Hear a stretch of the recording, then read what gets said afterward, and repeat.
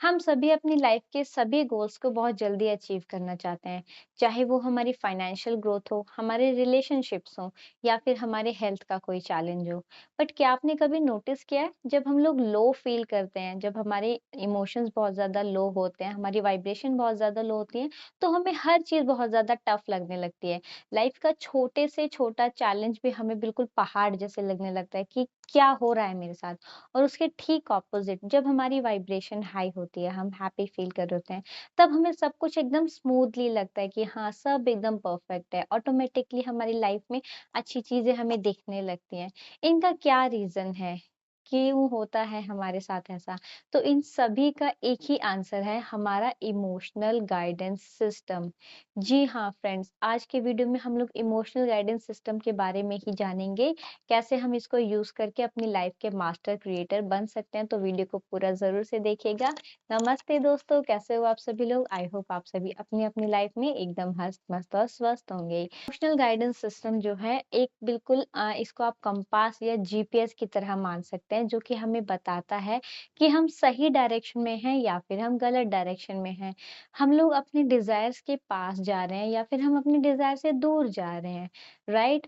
कैसे मान लीजिए हम लोग किसी जगह पे हमें जाना है, हमें दिल्ली दिल्ली टू मुंबई जाना है फॉर एग्ज़ाम्पल, और हम जीपीएस के थ्रू जा रहे हैं, हमने अपने फ़ोन में मैप के थ्रू हम लोग चल रहे हैं। और जब हम नोटिस करते हैं कि हमारा ड्राइवर जो है वो हमें करेक्ट दिशा में लेकर जा रहा है, जो मैप में दिखा रहा है वहीं जा रहे हैं, तो हम एकदम हैप्पी फ़ील करते हैं, राइट? और वहीं अगर हमें लगता है कि हमारे ड्राइवर ने थोड़ा-सा भी इधर-उधर हो गया है, हल्का-सा गलत टर्न ले लिया, तो कैसे हमें अजीब-सा लगने लगता है, हम पूछने लगते हैं कि ये हम किस रास्ते पे जा रहे हैं, हमें अनईज़ फ़ील होने लगता है, राइट? सेम उसी तरीके से जब हम हैप्पी फ़ील करते हैं, तब हमारा इमोशनल गाइडेंस सिस्टम हमें बताता है कि हम एकदम सही रास्ते पे हैं, हम अपने डिज़ायर्स के पास जा रहे हैं, हम उन्हें मैनिफेस्ट करने वाले हैं, हमारे डिज़ायर्स हमारी फ़िज़िकल रियलिटी में आने वाली हैं। और उसके ठीक ऑपोज़िट जब हम लो फ़ील करते हैं, हमारी वाइब्रेशन बहुत ज़्यादा लो होती है।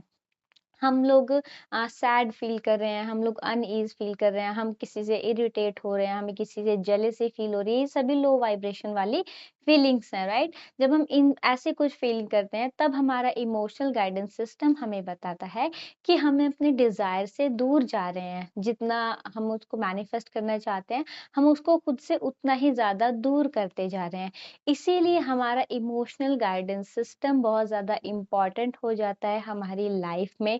और स्पेशली जब हम लॉ ऑफ अट्रैक्शन को कॉन्शियसली फॉलो कर रहे हैं, तब इमोशनल गाइडेंस सिस्टम बहुत ज़्यादा यूज़फुल हो जाता है। इसके बारे में मैंने अपने पिछले वीडियो में भी बताया था, जो मैंने बताया था कि लॉ ऑफ अट्रैक्शन बिगिनर्स को कहाँ से स्टार्ट करना चाहिए, और उसमें भी मैंने बताया था कि सबसे पहला काम आपको अपने इमोशंस को मॉनिटर करना है, राइट? कैसे मॉनिटर करना है, ये मैं ऑलरेडी पिछली वीडियो में बता चुकी हूँ, तो मैं दोबारा रिपीट नहीं करूँगी, डेफ़िनिटली टाइम वेस्ट होगा। अगर आप लोग चाहें तो पिछला वीडियो ज़रूर से देखिएगा, आपको बहुत ज़्यादा हेल्पफुल होने वाला है, कैसे हम अपने इमोशंस को शिफ्ट कर सकते हैं, ठीक है? शॉर्ट में बता देती हूँ फिर भी कि हमें एक आवरली अलार्म लगाना है, जहाँ पर हमें नोटिस करना है कि हमारे इमोशंस कैसे हैं, राइट? अगर तो हमारा अलार्म जब बजेगा और हम नेगेटिव फ़ील कर रहे हैं, हम लो वाइब्रेशन में हैं, तो हमें उसको शिफ्ट करना है हाई वाइब्रेशन में, ठीक है? वो कैसे करना है, उसके लिए प्लीज़ आप लोग पिछला वीडियो देखिएगा, मैं उसका लिंक डाल दूँगी। आपको वीडियो के एंड में भी मिल जाएगा, आई बटन में, डिस्क्रिप्शन में, हर जगह डाल दूँगी। आप लोग कहीं से भी उस वीडियो को देख सकते हैं, ठीक है? तो देखिए, लॉ ऑफ अट्रैक्शन में क्या बोला जाता है कि लॉ ऑफ अट्रैक्शन काम ही एक्चुअली वाइब्रेशन के बेस पे करता है, और हमारी वाइब्रेशन कैसे क्रिएट होती है? हमारे इमोशंस के बेस पे। जैसे हमारे इमोशंस हैं, जैसा हम फ़ील कर रहे हैं, वैसे ही हमारी वाइब्रेशन होंगी, राइट? अगर हम अच्छा फ़ील कर रहे हैं, देन डेफिनिटली हमारी वाइब्रेशंस अच्छी है, और हम अपनी लाइफ़ में उन चीज़ों को मैनिफेस्ट करेंगे जिनसे हमें अच्छा फ़ील होगा। और अगर हम लो वाइब्रेशन में हैं, देन डेफ़िनिटली हमारी वाइब्रेशन लो है, हमारे लो इमोशंस हैं, नेगेटिविटी वाले, हम सैड फ़ील कर रहे हैं, हम किसी से जेलस फ़ील कर रहे हैं, हम किसी किसी की बुराई कर रहे हैं। तो अगर हम ऐसे ही हमारे इमोशंस हैं, तो ऐसे ही हमारी फ़ीलिंग होगी और ऐसे ही हमारी वाइब्रेशन होगी। देन डेफ़िनिटली हम अपनी लाइफ़ में ऐसे ही चीज़ों को मैनिफेस्ट करेंगे जिनसे हमें लो फील होगा। तो समझ रहे हैं आप हमारे इमोशंस कितने ज़्यादा इम्पोर्टेंट हैं, क्योंकि जैसे इमोशंस वैसी फीलिंग, वैसे ही वाइब्रेशन और वैसे ही चीज़ें हम अपनी लाइफ में मैनिफेस्ट करेंगे। उसके अलावा जो हमारा इमोशनल गाइडेंस सिस्टम है, इसका एक बहुत ही ज़्यादा इम्पोर्टेंट एस्पेक्ट भी है, जो कि हमें बताता है हमारे इनर बीइंग से कनेक्शन के बारे में। अब हमारा इनर बीइंग क्या होता है, ये भी मैं पहले डिस्कस कर चुकी हूँ, जब हम लोग बुक रीडिंग वाली वो कर रहे थे। अगर आप वो भी देखना चाहें, तो मैं उसका भी लिंक डाल दूँगी, आप उसको भी देख सकते हैं। यहाँ पर अगर मैं शॉर्ट में बताना चाहूँ कि हमारा इनर बीइंग जो होती है, वो हमारी एक तरीके से अंतरात्मा आप बोल सकते हैं कि हर एक इंसान का एक इनर बीइंग होता है, हर एक इंसान की एक अंतरात्मा होती है। जब हमारे इमोशंस हैप्पीनेस वाले होते हैं, हम हैप्पी फील कर रहे हैं, हम एक्साइटमेंट फील कर रहे हैं, देन डेफिनेटली हम अपनी अंतरात्मा से कनेक्टेड होते हैं, क्योंकि जो हमारी पर्सनल जो हमारी अंतरात्मा है, उसके पास हमारी हर एक प्रॉब्लम का सॉल्यूशन है, राइट? और उसके ठीक ऑपोजिट जब हम लो फील कर रहे होते हैं, जब हमारे इमोशंस लो होते हैं, देन डेफिनेटली हम अपनी अंतरात्मा से दूर होते चले जाते हैं। अब ये चीजें जो हैं बिगिनर लेवल पे हर एक इंसान को समझ में नहीं आती, इनर बीइंग, हायर सेल्फ, अंतरात्मा जैसी चीजें। अगर मैं इसको एक बहुत ही छोटे से एग्जांपल से आपको बताना चाहूँ कि कैसे आप अपने अंतरात्मा से कनेक्शन को फ़ील कर सकते हैं। तो इसका मतलब इमोशंस के थ्रू।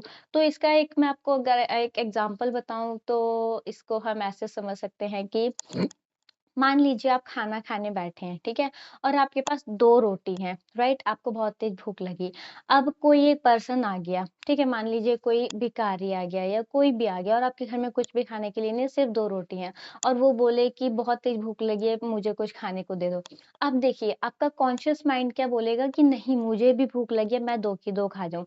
लेकिन आपकी अंतरात्मा, है ना? हर एक इंसान की अंतरात्मा उस सिचुएशन में बोलेगी कि नहीं, एक उसको दे दो और एक तुम खा लो, राइट? अगर आप अपने कॉन्शियस माइंड की बात मान के उसको भगा देते हो या उसको बोल देते हो कि नहीं, मेरे पास कुछ नहीं है या मेरे पास 2 ही रोटी है और वो मैं खुद खाऊँगा, और वो इंसान चला जाता है। आई एम 110% श्योर उस सिचुएशन में आपकी अंतरात्मा आपके साथ नहीं होगी। आपको बुरा फ़ील होगा, आपको लगेगा बाद में उसके जाने के बाद, बेशक से वो डिसीज़न आपने खुद लिया है, बट फिर भी आपको लगेगा कि नहीं, शायद मुझे शेयर कर लेनी चाहिए थी, और आप अपने इमोशंस उस टाइम पे नोटिस कीजिएगा, ठीक है? और इसके ठीक ऑपोज़िट अगर आप उसके साथ शेयर करते हैं, आप 1 रोटी उसको दे देते हैं और 1 रोटी आप खा लेते हैं, और बेशक आपके पास 2 ही थी, आपने 1 ही उसको दी, चाहे उसको कितनी भी तेज़ भूख लगी होगी। बट स्टिल आपने उसके साथ शेयर किया। तब आप अपने इमोशंस चेक कीजिएगा, आपकी अंतरात्मा आपके साथ होगी, आपका इनर बीइंग आपके साथ होगा और आपको एक अलग ही हैप्पीनेस वाली फीलिंग होगी। तो आप समझ रहे हैं कि मतलब इमोशन से ही हमें पता चलता है, जब हमने रोटी नहीं दी, तब हमारे जो इमोशंस थे, देन डेफिनिटली आप नोटिस करेंगे कि उस टाइम पे आपको अच्छा नहीं लग रहा होगा। मतलब आपकी अंतरात्मा आपके साथ नहीं थी, उसका फैसला और आपका फैसला दोनों डिफरेंस थे।